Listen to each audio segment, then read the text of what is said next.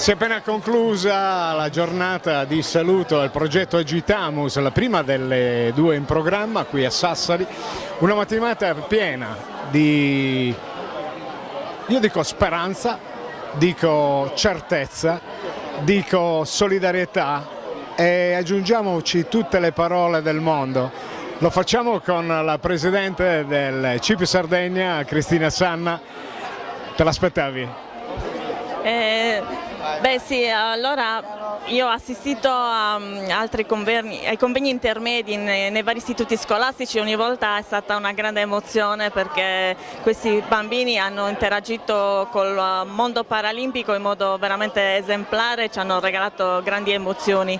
Mi sento di dire che insomma Agitamus ha creato una grande squadra di giovani che saranno i portatori del futuro di valori non solo sportivi ma anche grandi valori di vita, quindi sì, è stato tutto molto, molto bello e emozionante.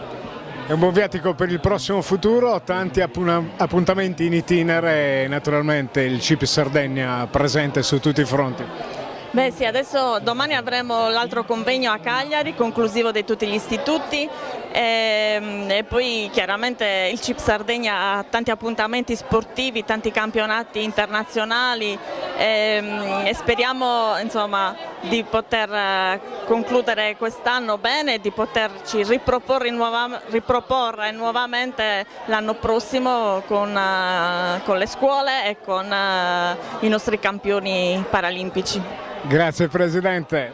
Grazie a voi.